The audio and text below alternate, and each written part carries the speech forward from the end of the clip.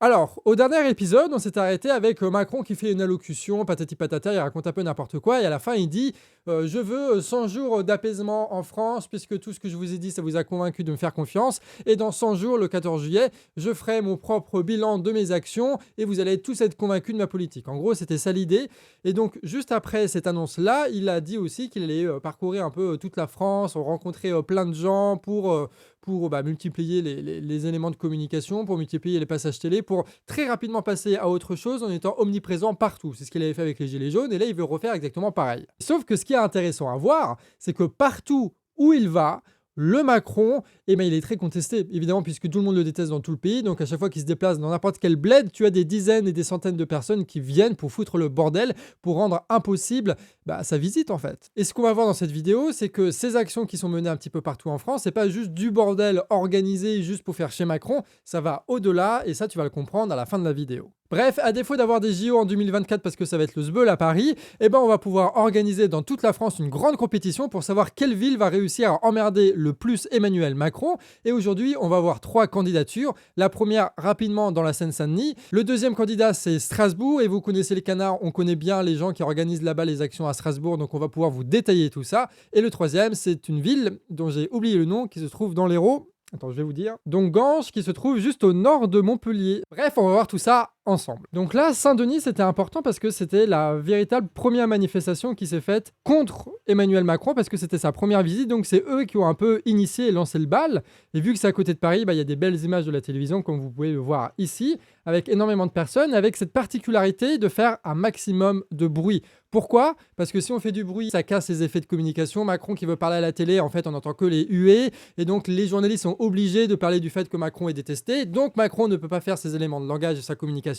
Donc c'est ça un peu l'objectif, la stratégie qui a été lancée pour la première fois à Saint-Denis. Le samedi, je m'occupe de mes enfants, je fais le ménage. Le week-end, je sors les enfants. À quel moment je me repose ? Et je recommence le lundi. La valorisation, c'est le travail. Ok, d'accord. Mais moi, je suis désolée, ma valeur, c'est pas seulement mon travail. Ma valeur aussi, c'est ma famille, c'est mon temps personnel aussi. Et vous voyez, alors même si c'est des médias de milliardaires, le fait de faire ces actions-là, ça permet donc de faire des reportages, donc des micro-trottoirs, donc ça donne la parole à certains types de personnes qui ont un discours qui passe très rarement à la télévision. Et ça, ce petit événement médiatique qui a été vu, rien que cette vidéo-là, 350 000 fois, ça a été rendu possible parce que des gens ont organisé le rassemblement, ont ramené leurs casseroles, ont balancé leurs slogans, etc., etc. Et donc Macron, il voulait faire son truc tranquille, mais en fait, c'est que elle qu'on écoute. Ça, c'était le début. Et le lendemain, donc Emmanuel Macron, il a décidé de se déplacer à côté de Strasbourg. Et donc là, ça va être très intéressant parce que nous, on était un peu dans les conversations à l'intérieur de l'organisation On crèvera pas au boulot. Et du coup, ça s'est décidé très tard, en fait, leur implication là-dedans. Ils se sont dit, OK, t'as Macron qui vient à Strasbourg, il faut absolument faire quelque chose. Et du coup, ils ont organisé quelques covoites, ils ont partagé une affiche pour essayer de rassembler un maximum de personnes. Et ils se sont dit, on y va, on y va. Donc, ils sont allés là-bas avec chacun qui organise son covoite. Et quand ils ont essayé de s'approcher du centre, là où il y avait l'usine, là où il y avait Macron, en fait, ils sont aperçus que tu avais des barricades de flics comme ça un peu partout et qui les empêchaient d'avancer. Donc, ils les empêchaient d'aller dans le lieu où ils auraient pu rencontrer Macron, où ils auraient pu gueuler. Du coup, ça a plutôt mal commencé jusqu'au moment où tu as une habitante qui était évidemment anti-Macron comme quasiment toute la population française, qui leur a dit, écoutez les gars, moi, je connais un petit chemin qui n'est pas référencé dans leur carte et comme ça vous emmène directement à côté de l'usine. Et c'est ce qu'ils ont fait. Et comme ça, ils ont pu rejoindre l'usine en contournant totalement les barrières de flics, ce qui était quand même un très très beau coup. Et les images que vous voyez là, d'ailleurs, c'est des lives que Raph a fait. Et durant toute l'opération, ça n'a cessé d'être partagé par tout le monde. Et là, vous voyez la courbe des statistiques de la page On crèvera pas au boulot qui montre bien que ça a été partagé très fort. Et donc, à chaque fois, ils sont arrivés à côté de l'usine. À chaque fois, ils ont fait du bordel avec leurs casseroles. Ils ont fait du bordel avec leurs slogans. Ils ont fait du bordel avec leurs sonos. Ils ont vraiment bien fait le taf. Et ils sont fait à chaque fois dégager par les flics. Et ils revenaient à chaque fois. Mais comme vous le savez, tu as les casseroles qui ont été réquisitionnées, tu as tous ces trucs-là qui font que c'était compliqué de faire du bruit. Et là, ce même Julien, il a une idée, c'est de taper très fort avec tout ce qu'il y a autour de nous sur un échafaudage qui était là. Et du coup, on a des scènes un peu marrantes où des gens avec des cailloux, des gens avec des barres de fer qui se trouvaient là parce qu'il y avait des chantiers à côté, tapent frénétiquement sur un putain d'échafaudage et le bruit que ça faisait, c'est de ce qu'ils nous disaient, c'était insupportable. Et même les flics les suppliaient d'arrêter parce que ça faisait beaucoup trop de boucan. Et évidemment, eux, ils ont continué. Et là, ce qui est trop fort, c'est qu'ils n'étaient pas tout seuls, tu vois, il y avait aussi l'intersyndicale. Et donc, tu as la CGT Énergie Paris, ils ont décidé de couper l'électricité du village. Et comme ça, en fait, dans l'usine, il n'y avait plus d'électricité. Donc, il n'y avait plus de lumière et donc, ça a totalement perturbé la visite un peu protocolaire que devait faire Macron dans l'usine. Et donc, tous les éléments de communication qu'il devait faire en mode la réindustrialisation, patati patata, c'est tombé à l'eau. Donc, d'un côté, ils coupent l'électricité, de l'autre côté, ils font un bordel juste horrible. Et au milieu, t'as Macron et les journalistes comme ça qui disent bon, on va parler des gens qui vous détestent, on va pas parler de la réindustrialisation de la France, désolé. Ce qui est marrant et très très intéressant dans cette histoire-là, c'est que on nous a informé que là-bas, en fait, il y a un groupe qui s'était formé. D'accord ? Mais genre la veille de la venue du président, tu as quelqu'un dans le village, et vu que tout le monde se connaît dans le village, en fait, ça allait très vite. Elle a créé un groupe de conversation WhatsApp en ajoutant tous ceux qu'elle connaît du village, et elle leur a dit, les gars, on se rejoint à la salle des fêtes pour préparer un truc sur Macron. Et ce qui fait que, juste en quelques heures, elle a réussi à réunir une vingtaine de personnes donc, du village, ils sont tous rassemblés, ils ont rejoint la manifestation, et c'est eux qui ont donné énormément d'informations sur où il fallait aller, etc., etc. Donc ça veut dire que Macron ne fait pas que venir les militants là où il va, il crée aussi des collectifs partout où il va. Ce qui était plus intéressant par contre, c'est qu'en gros, tu avais deux types de militants pour la police. Tu avais les militants d'éther. C'est qui les militants d'éther ? C'est ceux qui sont capables de faire des actions, capables de s'organiser et qui ont un vrai discours construit, etc., etc. Donc, ça va être la base de la CFDT, parce que eux, ils sont avec nous, tu vois. La CGT, FO, tous ces syndicats-là, et puis les Gilets jaunes, On crèvera pas au boulot, tous ces collectifs-là. Et eux, ils ne pouvaient pas approcher de quoi que ce soit du président, tu vois, sauf en essayant de filouter, etc. Mais eux, ils étaient maintenus loin du président. Par contre, ils acceptaient de faire venir d'autres personnes, notamment du syndicat l'UNSA. Et la personne qu'on a le plus vue face à Macron, c'était une personne l'UNSA qui a donc été sélectionnée de base par la police. Et le discours qu'elle a eu était beaucoup moins puissant que ce qu'aurait pu avoir les membres du collectif On crèvera pas au boulot ou des gens de la CGT, de la CFDT ou de FO, tu vois. Et donc là, c'est marrant de voir comment est-ce que même l'opposition allait contrôler dans ce genre d'événement. Et même lorsqu'il a voulu faire son bain de foule un petit peu contrôlé, tu as des gens qui l'ont engueulé, quoi.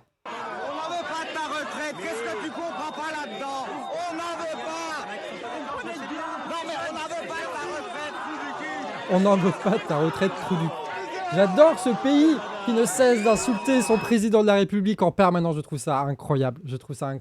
Tout ce que vous venez de voir, ça n'a pas été fait par des grandes organisations, des grands militants qui savent exactement comment faire les choses, etc., etc.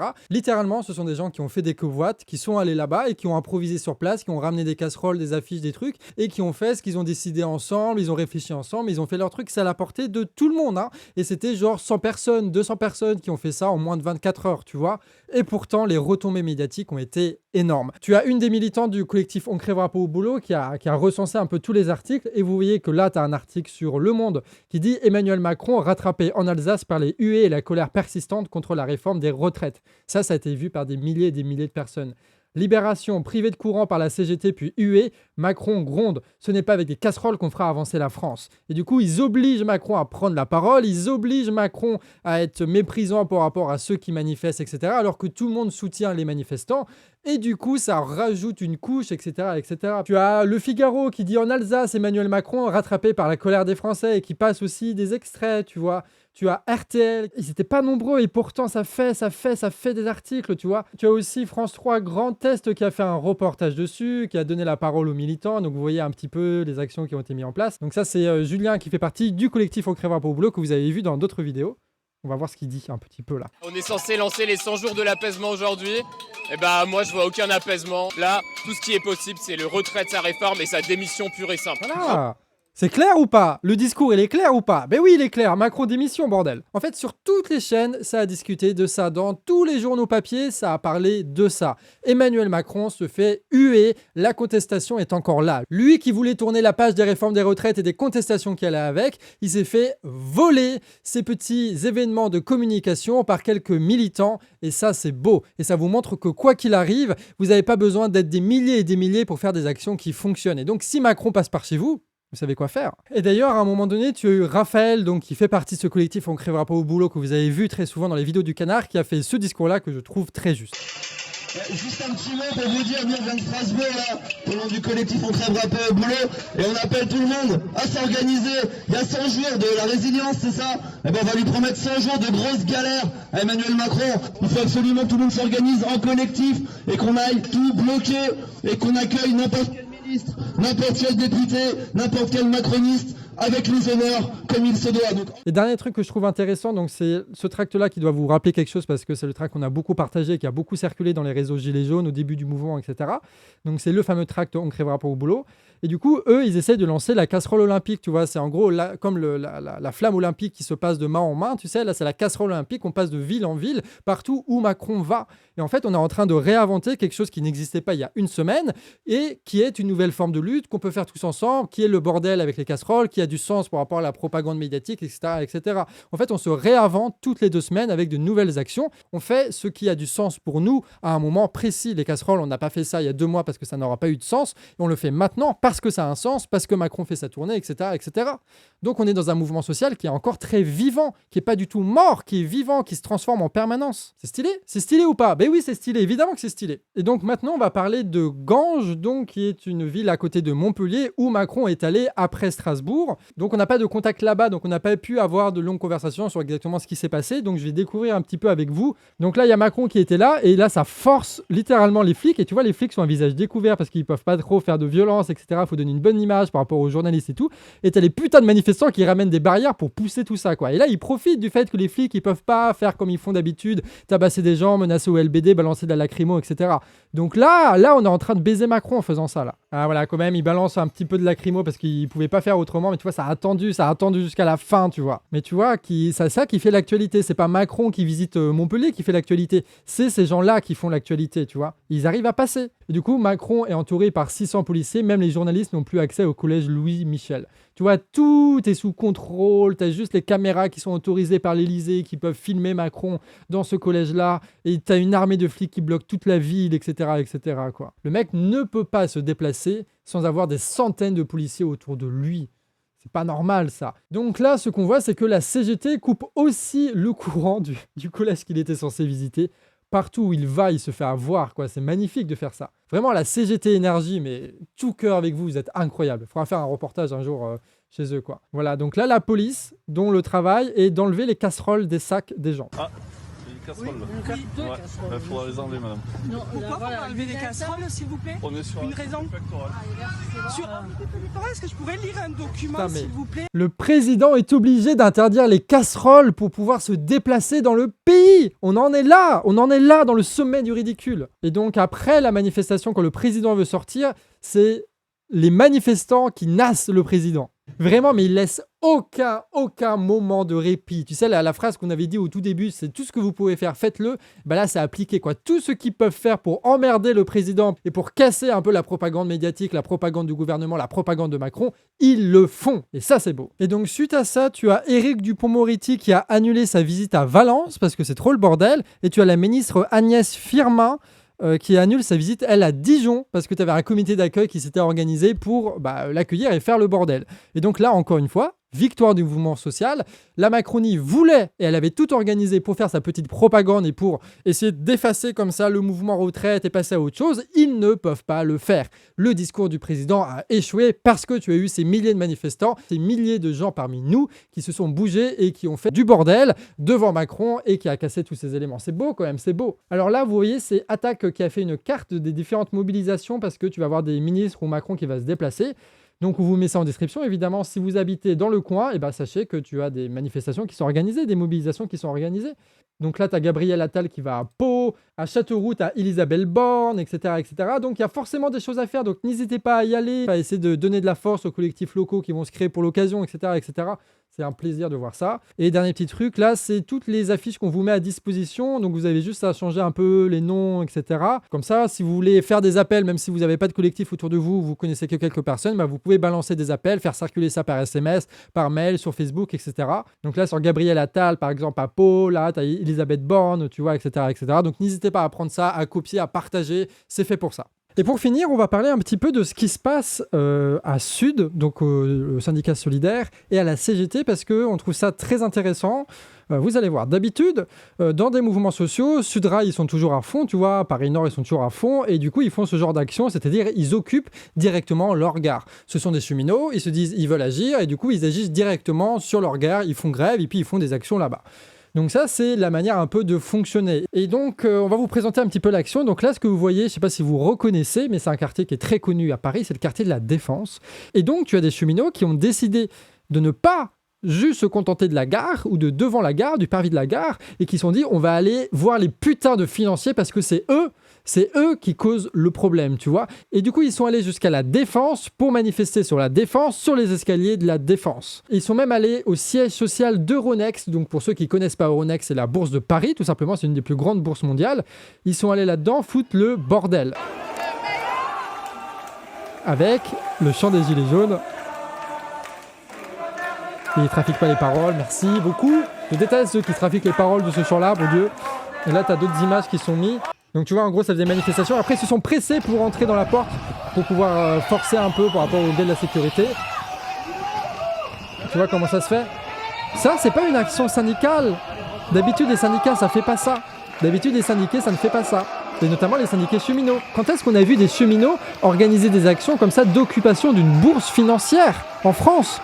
Moi, ça me dit rien du tout. Hein. Sachant que ces mêmes cheminots, avant, ils avaient fait quoi? Ils étaient allés, où ça? Au siège social de LVMH. Pourquoi est-ce qu'ils choisissent LVMH? Pourquoi est-ce qu'ils choisissent la bourse financière de Paris? Tout simplement parce que c'est là où il y a le véritable pouvoir. Les politiques ne font que défendre les intérêts des financiers. C'est eux qui achètent les médias, c'est eux qui ont le plus de pognon, c'est eux qui font du chantage à la dette en permanence. Et c'est ces mécaniques-là de la finance qui font notre société aujourd'hui et qui font toutes les injustices. Pas seulement la réforme retraite, mais aussi toutes les privatisations qui vont avec, toutes les marchandisations. Et du coup, les cheminots, ils se sont dit, ok, on est tous d'accord sur le fait qu'il ne faut pas juste se contenter de défoncer la réforme retraite et qu'il ne faut pas juste se contenter de la guerre, mais qu'il faut aller chercher le pouvoir là où il se trouve, de la même façon que les Gilets jaunes avaient réfléchi et se sont dit il faut aller chercher le pouvoir là où il se trouve. La seule différence, c'est que les cheminots du Sud, de la CGT, etc., eux, ils disent c'est le pouvoir économique qui prime, c'est-à-dire les financiers, c'est-à-dire l'oligarchie française, Bernard Arnault, etc.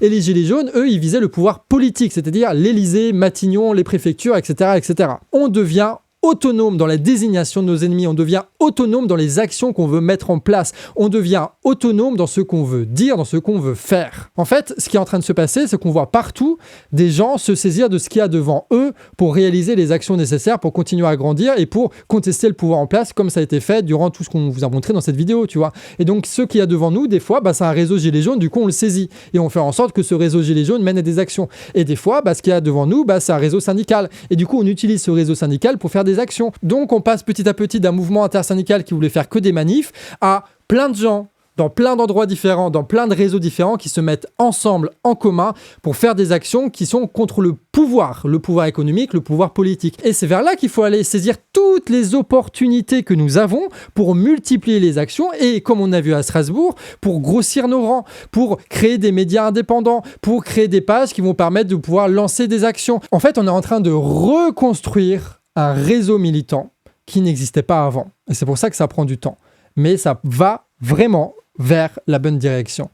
Donc c'est plutôt chouette. Et ce qui est très important, et moi je fais un appel notamment à tous les militants, à tous ceux qui ont bloqué au moins une fois des ronds-points, à tous ceux qui savent faire des tracts, à tous ceux qui savent faire des manifestations, etc., etc.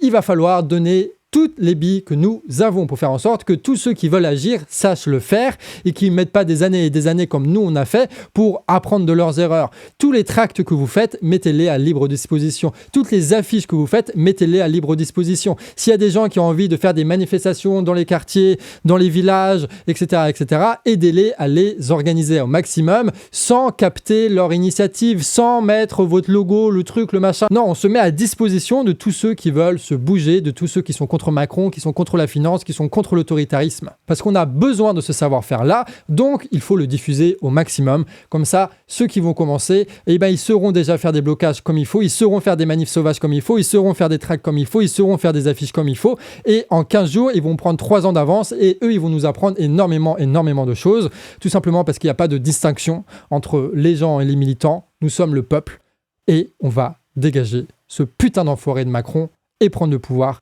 et changer cette putain de société. Ça va être bien? Ça va être bien. Amis réfractaires, des bisous.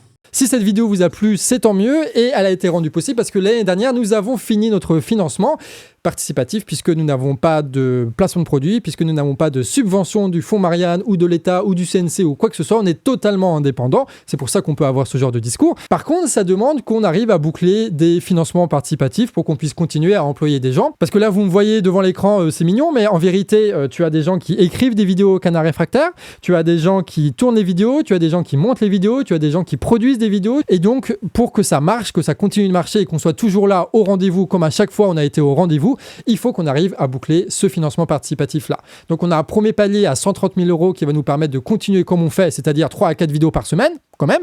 Et si on arrive à dépasser jusqu'à 200 000 €, on va pouvoir embaucher de nouvelles personnes pour notamment faire, par exemple, des vidéos internationales hebdomadaires pour vous donner un petit peu des nouvelles de la guerre, par exemple, ce genre de choses, ce que font assez peu les autres médias. Donc, si vous voulez que le Canard survive et prenne de la puissance, le lien du financement est en description et n'hésitez pas à partager. Voilà. Sur ce, Amis Réfractaires, des bisous.